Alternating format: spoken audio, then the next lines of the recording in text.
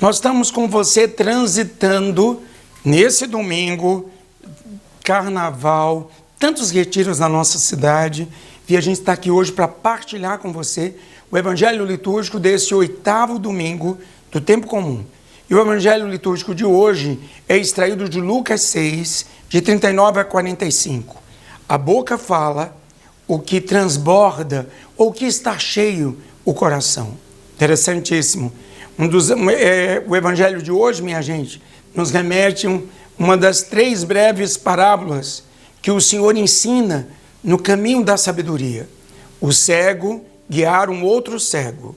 O argueiro e a trave que traz dentro das realidades o cisco. E a árvore que pode reconhecer o fruto. Todas elas conduzem de verdade a uma grande realidade. Chama-se a sabedoria. A sabedoria da oração, como diz o salmista, e essa irá revelar-se de verdade nas palavras que saem da boca. É o eco do nosso coração. A boca fala o que o coração está cheio. E nosso coração precisa se encher de sabedoria. Ao invés da murmuração, da reclamação, da lamúria, nos enchemos da gratidão. Mas quem vai partilhar tudo isso comigo, você, nesse 8º domingo do tempo comum, em mais um domingo estamos juntos, é o nosso querido arcebispo Dom Manuel Delson, que já está aqui comigo e você. Seja bem-vindo, Dom Delson, a paz, a misericórdia para o Senhor. A paz na misericórdia, Padre Sandro e todos que nos acompanham. Estamos nesse período de carnaval, já nos aproximando da Santa Quaresma. O Evangelho deste 8º domingo do tempo comum nos coloca uma série de reflexões, vários ditos que foram compilados para passar uma mensagem para nós. A primeira questão é: pode um cego guiar outro cego? Os dois cairão no buraco. Isto fala da nossa realidade humana. Nós, seres humanos, se não estivermos iluminados pela luz divina, com o olhar da fé, não vamos conseguir transmitir aos outros a segurança, o caminho que devemos seguir, que Deus nos propõe, e por isso corremos o risco de todos cairmos no buraco, do mesmo jeito que um cego não pode conduzir outro cego. Os dois correm perigo, os dois estão sujeitos a caírem em algum precipício. Nós precisamos dessa luz que nos ilumina, que nos orienta, que é a sabedoria de Deus, que é o Espírito Santo, e somente assim, quando estivermos revestidos deste poder de Deus, podemos então nos colocar do lado do outro para acompanhar e para orientar. Do mesmo jeito, o discípulo deve ser como mestre. Um bom discípulo aprende com o mestre, se torna igual ao mestre, porque é necessário assimilar o conhecimento que o mestre nos passa. E nos adverte o Evangelho com outro dito, aquele que tem uma trave no olho, pode tirar o cisco do olho do irmão?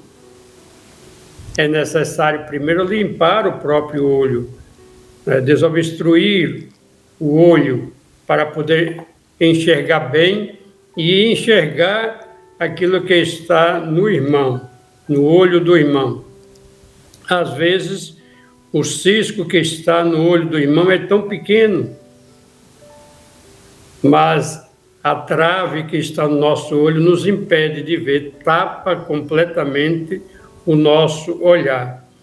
Por isso, é necessário primeiro purificar, limpar o nosso olhar para poder ajudar o outro a ter um olhar puro também.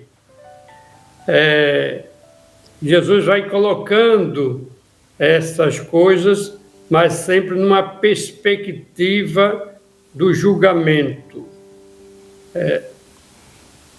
Quando é que nós podemos julgar o nosso irmão, se é que podemos?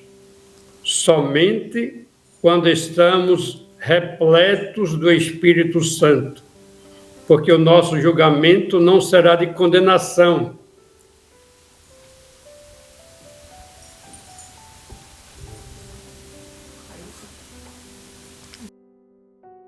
Para condenar, para incriminar, para diminuir, para ofender, este julgamento é completamente nocivo e é condenado por Jesus Cristo, que tantas vezes no Evangelho nos diz para não julgar, para não sermos julgados. Até nos ensinou no Pai Nosso a termos essa benevolência diante do irmão, quando pedimos perdão do nosso pecado, assim como nós perdoamos, isto é, nós não devemos julgar o irmão, devemos acolher, amar, cuidar, orientar. Todos esses ditos do Evangelho vão na mesma perspectiva, porque se nós somos capazes de produzir bons frutos, frutos que alimentam a alma e o espírito, eles brotam de dentro do nosso coração. E aquilo que brota de dentro do nosso coração deve ser reflexo da presença de Deus em nós. Então, da presença da misericórdia. Quem julga o irmão, quem condena o irmão, está indo contra Deus, porque o irmão é obra de Deus, diríamos, é obra-prima de Deus. Não temos o direito de julgá-lo. Mesmo que alguém erre, ele carrega em si um quê de bondade, de generosidade, de disponibilidade. Pelos frutos nós conhecemos as árvores. Uma árvore boa produz bom fruto. Uma árvore má de espinho não produz frutos doces que podem ser consumidos. Assim é pelos nossos frutos que nós vamos ser conhecidos. Então, todos esses ditos nos colocam nesta perspectiva de sermos cuidadosos, generosos, compreensivos para com o nosso irmão e superarmos essa tendência bastante comum, mas também bastante nociva, que é uma tendência de julgar e de condenar. O Padre Sandro e todos que nos acompanham neste momento cultural que nós estamos vivendo, dos meios de comunicação, em que as informações são tão rápidas que as pessoas recebem essas informações, muitas vezes falsas, e tomam como verdadeiras as fake news que estão por aí, e aí vamos fazendo os nossos julgamentos sobre as pessoas, sobre os acontecimentos, e quanta gente tem sido prejudicada por esses maus julgamentos. Então, se nós seguimos o conselho do Evangelho, devemos nos abster do julgamento, de condenar o outro. Se não entendemos, se não somos capazes de ajudar a pessoa do nosso irmão, devemos silenciar e devemos rezar. Eu creio que, chegando a Quaresma, este é um bom propósito e é um bom exercício quaresmal, domarmos a nossa língua para não julgar, para não condenar, e mais ainda domarmos a nossa mente, o nosso pensamento, para que não caiamos nessa armadilha de estarmos sempre julgando e condenando o nosso semelhante. Aquele que Deus deu a vida para a salvação, Jesus Cristo morreu para salvar a todos, não somos nós que devemos tomar o lugar de juiz para condenar o nosso semelhante. Por isso, toda atenção, todo cuidado, porque nós estamos na mesma condição daqueles que julgamos. E se julgamos, seremos julgados também. Com a mesma medida com que julgamos, seremos julgados. Então, vamos ser maleáveis, flexíveis, compreensivos diante do nosso irmão, porque assim nós iremos encontrar misericórdia diante de Deus. Com certeza, Dom Delson. E como o senhor falou tão bem, não é? É pela oração, é a continuação. A leitura de hoje parece que vai em sintonia com o domingo passado, que Jesus insistia que os misericordiosos alcançarão misericórdia, e hoje ele está nos levando, nesse 8º domingo do tempo comum, a ver que uma obra de misericórdia é não julgar, uma grande obra de misericórdia é rezar por aqueles que não tiveram uma totalidade, que não nos conheceram. Por isso que a primeira leitura, extraída do livro de Sirac, capítulo 27, de 5 a 8, é muito interessante essa leitura de hoje, porque ela vai-nos ao encontro do evangelho de hoje. É muito forte quando a gente vai percebendo não só os passos que a gente precisa tomar e a prudência que precisamos ter. Essa prudência, muitas vezes, não vem de uma hora para outra. Como o senhor já disse tão bem, é uma preparação para a quaresma. Nessa quarta-feira, quarta de cinzas, nós estamos nos preparando em cada leitura desse 8º domingo do tempo comum para vivenciarmos a quaresma.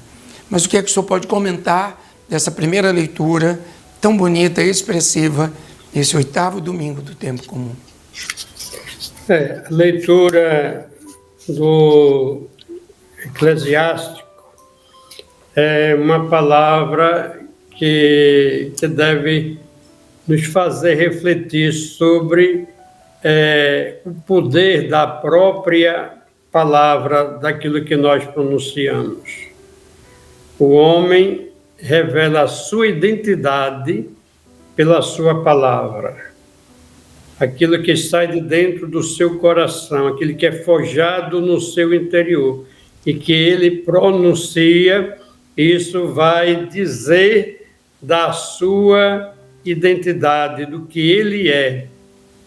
Por isso, uma pessoa boa, ele vai falar coisas boas, vai ter uma palavra amável, salutar, de acolhimento, de respeito. As pessoas boas, elas falam coisas maravilhosas, elas são capazes de transmitir para os outros, cada momento, a paz, a alegria, a satisfação, e não a condenação, e não o julgamento. Se nós carregamos dentro de nós os frutos bons, os valores, eles serão expressos pelas nossas palavras. O homem, diz o texto, é provado pela sua conversa. Alguém que tem uma conversa ambígua, palavras duvidosas, que insinuam, tentam enganar as pessoas, ele está revelando a sua identidade e aquilo que está no seu coração. Como é o seu ser. Se uma pessoa é confusa, as suas palavras também são confusas. O que ele diz, o que ele tenta passar para as pessoas, o que ele tenta fazer, vem recheado de confusão, porque é aquilo que nós expressamos com a nossa palavra, com os nossos gestos, o nosso modo de ser, com a nossa alegria, é expressão do nosso ser mais profundo. Se expressamos, ao invés disso, fechamento, rejeição ao outro, sentimentos negativos, desejo de fazer o mal e de ofender, é porque o nosso coração está cheio dessa realidade. Nesse sentido, o que o Eclesiástico está nos dizendo bate muito bem com o Evangelho que nós acabamos de comentar. A palavra mostra o coração do homem. Então, vamos ter cuidado com a nossa palavra. Como comunicamos o que comunicamos. Porque podemos estar construindo com a nossa palavra armadilhas, não somente para os outros, mas também para nós mesmos. Nós apreciamos muito estar com pessoas que têm uma conversa boa, saudável, uma conversa positiva, que anima, que dá esperança, que passa mensagens que aquecem o coração.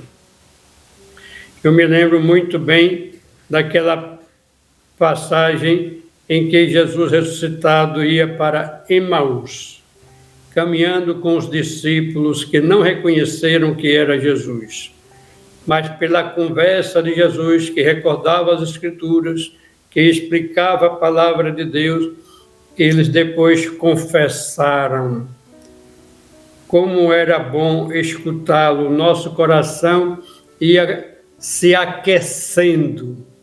Uma conversa boa de alguém que tem uma sabedoria, que tem uma experiência de vida, que exprime bondade, é uma conversa que aquece o coração de quem escuta.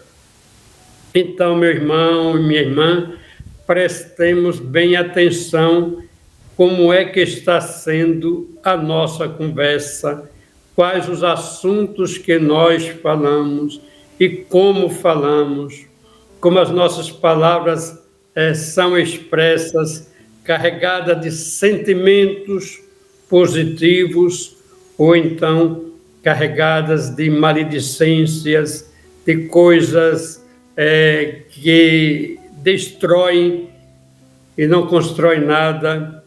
Palavras ofensivas só destroem. Palavras boas, saudáveis, constroem. Então, como é que está sendo a nossa conversa? E isso nós podemos dizer na família, com os nossos amigos, nosso ambiente de trabalho. É uma palavra construtiva, a nossa conversa ilumina, ou quando abrimos a boca, as pessoas preferem tapar os ouvidos, sair de perto de nós, porque algumas pessoas transmitem uma carga tão pesada, tão negativa, tão cheia de maus sentimentos, que é uma conversa ofensiva, e que revela como está o interior, que precisa ser curado, precisa ser purificado, precisa ser convertido. Aí nós entendemos o que o autor do livro do Eclesiástico, o Siraque, nos apresenta sobre a palavra e o que a palavra revela. Revela o nosso coração, revela a nossa identidade. Que beleza. É isso mesmo. A primeira leitura do Eclesiástico nos trouxe essa profundidade do que é configurado nas palavras, do que é trazido. Por isso que a segunda leitura, extraída de 1 Coríntios 15, de 54 a 58, tem como rema centrante: deu-nos a vitória por Jesus Cristo. Para terminar um longo capítulo sobre o ministério, minha gente, da ressurreição dos mortos. O apóstolo São Paulo, ele nos remete a um hino de triunfo, uma verdadeira ação de graças a Deus pela vitória pascal de Cristo e nossa participação nessa mesma vitória com Ele, com a sua relação lá na cruz. Ele venceu a morte para sempre e deu-nos a graça de participarmos, nós, nessa sua vitória pascal. Interessantíssima essa primeira leitura, que vai nos remetendo a essa vitória de Cristo sobre a cruz, já nos preparando para esse tempo litúrgico tão bonito e interessante, que é a Quaresma, que é o grande retiro que nos prepara para a maior festa do cristianismo, a Páscoa de Cristo Jesus. O que é que o senhor pode partilhar dessa segunda leitura tão interessante e ao mesmo tempo profunda? O texto da carta de São Paulo aos Coríntios, dessa primeira carta, nos coloca diante da temática da ressurreição, mesmo que Paulo não utilize essa palavra ressurreição. Ele fala do corruptível e do incorruptível, do mortal e do imortal. Jesus Cristo, pela sua morte, ele nos faz incorruptíveis e imortais. Quer dizer, Jesus Cristo nos coloca pela sua morte e ressurreição nesse outro nível que nós, pela fé, recebemos dele. Enquanto vivemos nesse mundo, nós participamos de uma realidade que é corruptível, que vai se fragmentando, se destruindo, porque aqui tudo é mortal. Mas o que é corruptível, o que é mortal, pode se tornar incorruptível, imortal, pela graça de nosso Senhor Jesus Cristo. Ele que é o vencedor da morte. Com a sua morte, ele destruiu a morte e nos fez capazes de abraçar a imortalidade, a incorruptibilidade.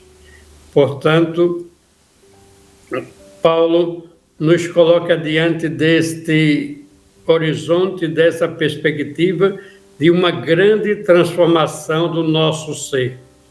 Se aqui na nossa realidade terrestre nós experimentamos a corruptibilidade, a mortalidade, o sofrimento, e nós sabemos que, como isto é real, é verdadeiro, nós nascemos, crescemos, passamos pela juventude com toda a energia e com toda essa generosidade de um poder físico, biológico, mental. Chegamos à maturidade e depois vamos percebendo o declínio natural da nossa existência. Enquanto ganhamos em maturidade, em experiência, mas há uma transformação que são sinais da corruptibilidade do nosso ser, o envelhecimento, até chegar à morte.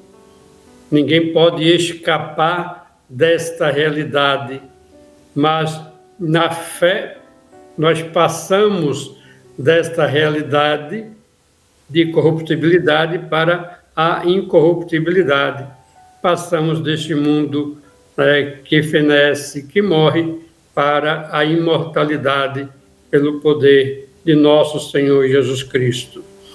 Portanto, a proposta cristã, a proposta evangélica é de abertura para essa transcendência do nosso ser que abraça a imortalidade. Nós cremos na imortalidade, porque nós cremos em Jesus Cristo, Filho de Deus, vencedor da morte, que abriu para todos nós as portas da imortalidade. Mas para isso tem um efeito muito positivo na nossa existência. Uma coisa é pensarmos a nossa vida que termina com a morte. Nascemos, crescemos e morremos e desaparecemos, acabou tudo. Essa é uma perspectiva da finitude da nossa existência. A outra coisa é pensarmos, nós depois da morte continuamos na eternidade, na vida definitiva em Deus. Se pensamos assim, quais são as consequências morais para a nossa vida? Queremos viver na eternidade como filhos e filhas de Deus e por isso devemos aproveitar esse tempo passageiro para preparar a nossa vida imortal. Preparar aquilo que Deus vai nos propor na eternidade, uma vida santa, perto dele, mas para isso nós somos chamados aqui agora a vivermos no segmento de Jesus Cristo, os valores do Evangelho, principalmente o grande valor que nos identifica com o Pai, que é o amor a Deus e o amor ao próximo. Se cremos na vida eterna, precisamos viver aqui, agora, como filhos e filhas de Deus. Assim, a nossa vida será simplesmente transformada quando chegar o nosso momento. E não teremos problemas, porque sabemos da graça e da misericórdia de Deus, que nos acolhe na eternidade. Aliás, o Filho de Deus se encarnou, viveu entre nós, deu a vida para nos salvar, para isto, para que a nossa vida salva seja redimida e seja transformada e tenhamos, pois, espaço na imortalidade junto de Deus. E nós cremos nisso e por isso nos esforçamos aqui e agora para viver na caridade, na fraternidade, na solidariedade, na generosidade, na capacidade de entender, de perdoar, de ajudar o nosso semelhante. Sabemos que esta vida é transitória, mas estamos em busca da vida definitiva e essa vida é a imortalidade que Jesus Cristo conseguiu para nós. Que beleza, Dom Delcio, é isso mesmo, a finitude, a infinitude, a partir da vitória de Jesus na cruz e sobre a cruz.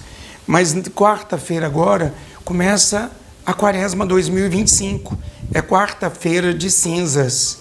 E é interessante porque todos os anos a CNBB nos traz uma realidade bonita na Quaresma. Quaresma que é um tempo de reciclagem de vida para revermos a nossa vida e nos prepararmos para a maior festa do cristianismo, que é a Páscoa.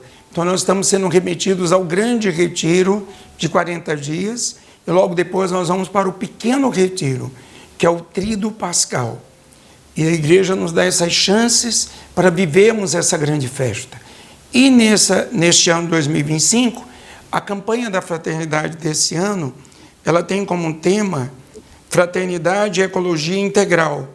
O lema Deus viu que tudo era muito bom e é mais um ano que a CNBB nos traz, porque em 2017 nós tivemos cultivar e guardar a criação. E mais um ano a CNBB, em mais uma campanha, nos remete à ecologia, cuidado do planeta, o aquecimento global.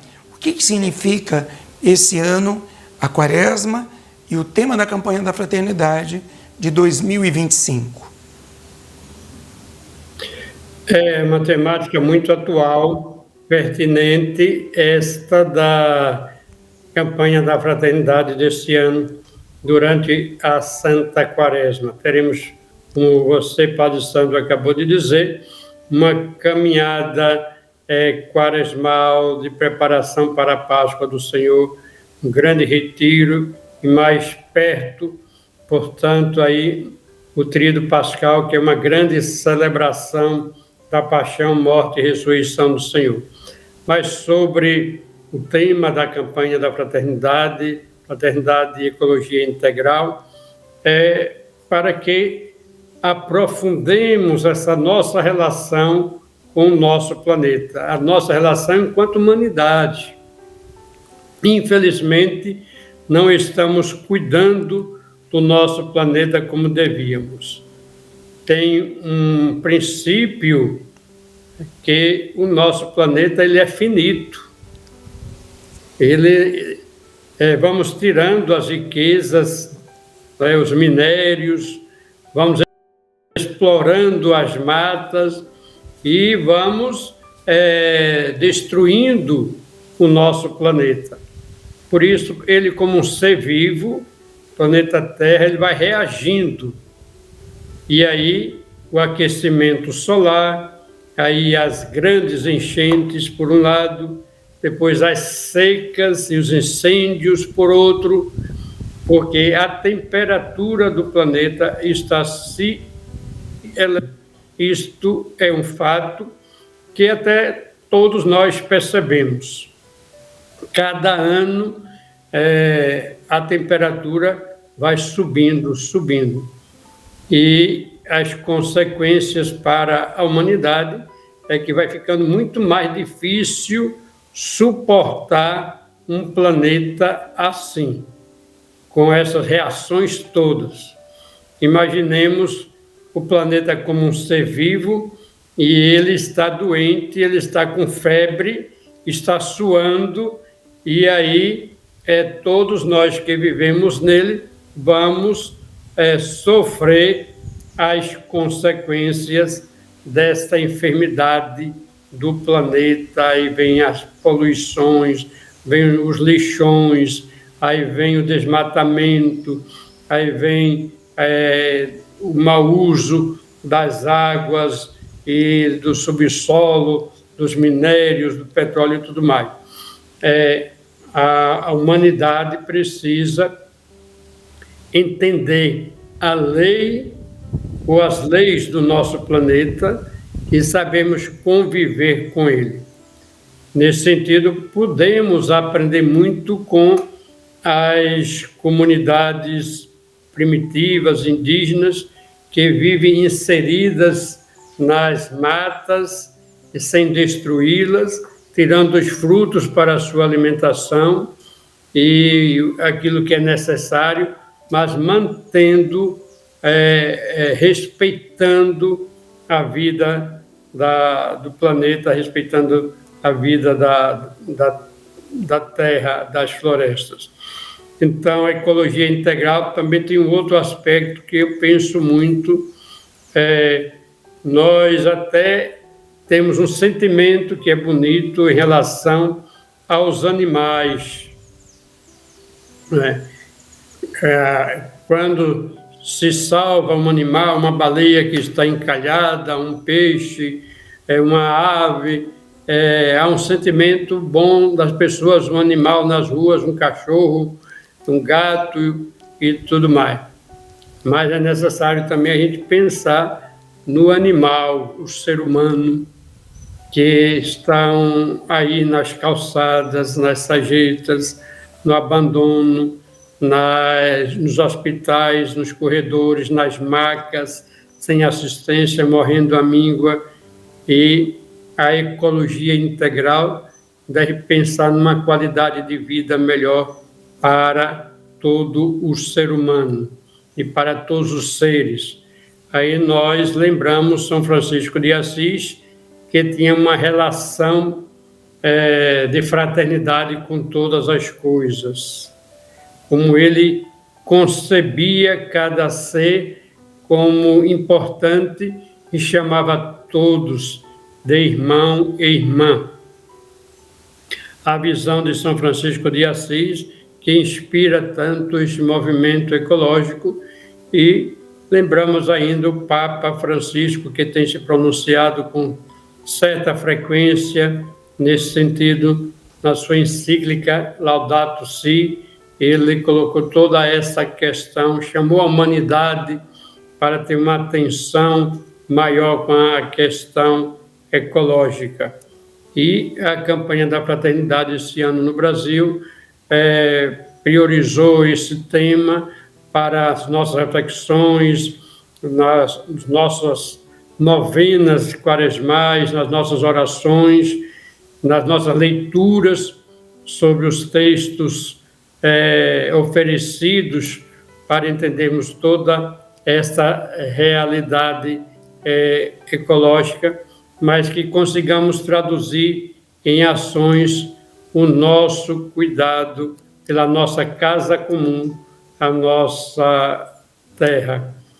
Então, vamos, Padre Sandro, celebrar essa Santa Quaresma, seguindo os exercícios quaresmais tradicionais, a oração mais intensa, mais frequente, possivelmente em família, o jejum como o esforço que fazemos de nos abster de alguma coisa, mas não só buscando o nosso autodomínio, o nosso controle espiritual, psicológico, nos liberando dos vícios, mas também pensando na caridade, que a gente consiga renunciar a alguma coisa em benefício do nosso semelhante, daquele que mais precisa. A caridade é fundamental na nossa identidade cristã. Quando nós abrimos a mão para abraçar e acolher o nosso irmão, estamos abrindo o nosso ser para o nosso irmão e construindo fraternidade. Então, vamos ser mais gentis, mais acolhedores, mais sensíveis uns aos outros, para podermos receber as melhores bênçãos, as melhores graças de Deus. E sem esquecer que estamos no ano jubilar, o ano da esperança, e que essa quaresma é para renovar a nossa esperança na oração, na caridade e na construção de um mundo mais irmão, mais fraterno, mais respeitoso ao nosso planeta Terra. Que beleza, Dom Delson. Então a gente está caminhando para uma quaresma, esse grande retiro, para rezarmos, jejuarmos. É tão interessante São Leão Magno, que ele diz que são remédios, o jejum, a caridade e também a oração. O jejum de São Leão Magno nos ajuda a vivermos o autocontrole, a termos limites conosco mesmo. A caridade nos ajuda a voltar em intimidade com o nosso irmão. E a oração, segundo São Leão Magno, nos ajuda a esse remédio tão poderoso de nos aproximarmos e voltarmos a ter intimidade com Deus. O que o senhor pode comentar também sobre esses 3 remédios que a quaresma nos remete? O jejum, a oração e também a caridade. A oração é de todos os dias, não é só uma prática cristã da quaresma. Mas na quaresma nós pedimos para que a oração seja intensificada, para nos aproximar mais de Deus. para termos o olhar de Deus, o sentimento de Deus, a compreensão das coisas a partir de Deus. Quando um ser humano se coloca diante de Deus em oração, o seu coração vai sendo aquecido e moldado por Ele. E a palavra de Deus vai encontrando abrigo no coração que reza. E aquele que reza, ele se torna capaz de agir como Deus quer. Assim, ser mais caridoso, ser mais aberto ao irmão, capaz de perdoar. E na Quaresma nós precisamos aprofundar de verdade a oração, para que através da oração nos transformemos, nos convertemos a seres cristãos mais identificados com a proposta de Jesus Cristo. Somente mais próximo de Deus podemos conseguir isso. E depois, o jejum, a penitência, nos ajudam a isto que é muito essencial. É o autocontrole, o domínio dos nossos instintos, dos nossos pensamentos, de conseguirmos encontrar lá dentro do nosso coração esse poder de fazer as coisas bem feitas e fazer como devemos fazer.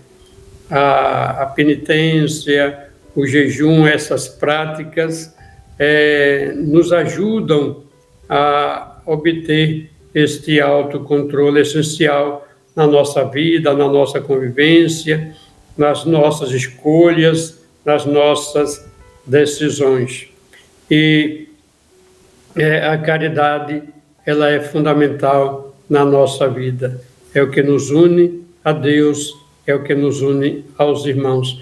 Também a caridade não é uma prática somente da Quaresma, mas queremos intensificar na Santa Quaresma a prática da caridade, nos abrirmos ao outro, nos abrirmos ao amor, nos abrirmos àquilo que nos une ao nosso semelhante e ao nosso Deus.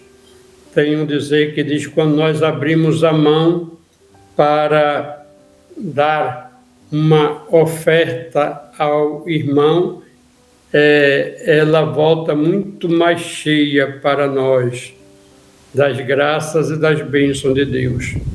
A gente pensa que quando a gente dá algo ao outro, a gente está perdendo alguma coisa. Ao contrário, quando nós damos, nós estamos ganhando muito. O que Deus nos dá é muito maior do que aquilo que entregamos para o outro.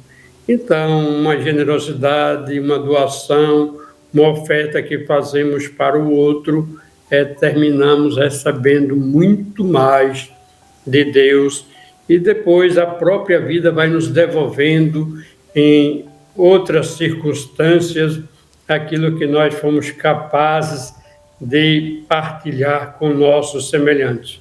Então, acreditemos muito nisso. Até hoje se fala da lei do retorno. Se nós somos generosos para com os outros, a vida será generosa para conosco. Que beleza, né? Que o senhor partilhou tão profundamente. Então, aqueçamos o nosso coração nessa Quaresma para vivermos uma santa Páscoa diante do Senhor. E eu finalizo, Dom Delson, desde ontem, aliás, desde hoje, em várias paróquias, comunidades, estão acontecendo os retiros, os tradicionais retiros de carnaval. São pessoas que fazem uma escolha de reciclarem sua vida e se prepararem para a Quaresma. Porque o retiro de carnaval é um momento de se preparar para uma boa e santa Quaresma, como o senhor disse tão bem.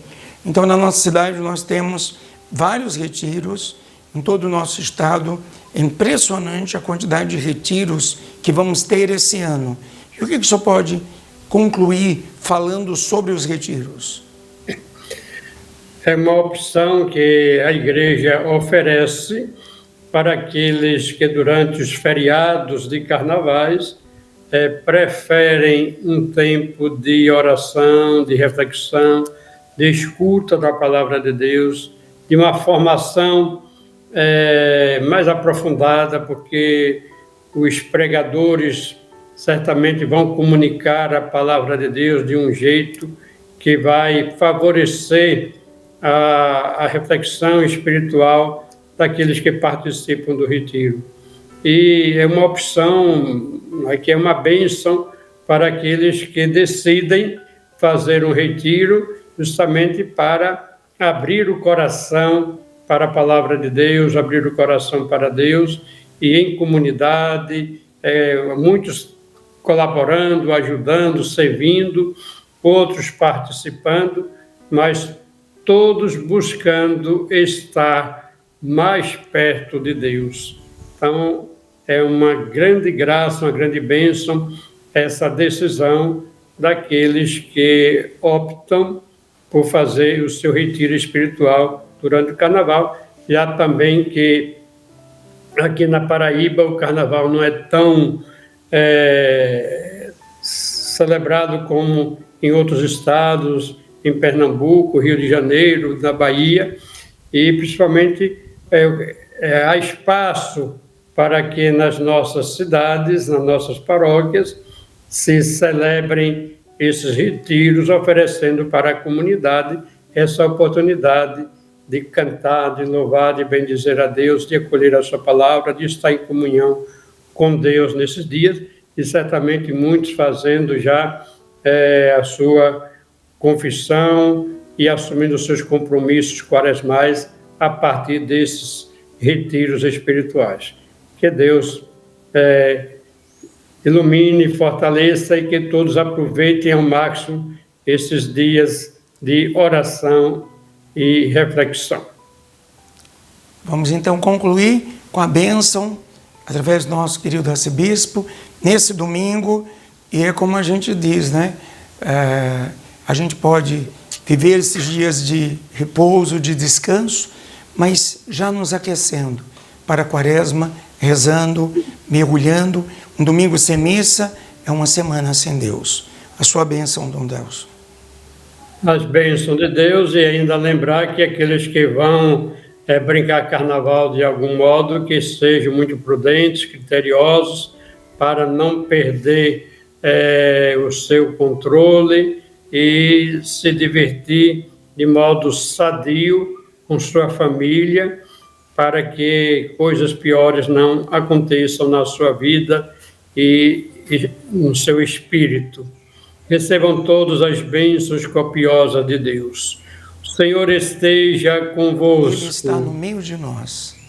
Abençoe-vos o Deus Todo-Poderoso, Pai, Filho e Espírito Santo. Amém. Um excelente domingo para o senhor, Dom Delso. E a gente vai se encontrar com o nosso arcebispo lá no Retiro da Consolação, na terça-feira, no encerramento. Hoje nós vamos ter, durante o dia, a Priscila da Colo de Deus. Nós vamos ter também um momento forte com a relíquia do Beato Carlos Acutis. E também nós vamos estar juntos com a missa de abertura com o nosso bispo auxiliar, Dom Alcivan. Evidentemente que existem N possibilidades em toda a nossa cidade, mas você pode participar com a gente lá no Espaço Cultural. A entrada é apenas 1 quilo de alimento não perecível. Lembrando que hoje não tem missa na Consolação às 11 horas, nós temos a missa de abertura do Retiro às 17 horas na Praça do Espaço Cultural. Fiquem com Deus, um excelente domingo para você.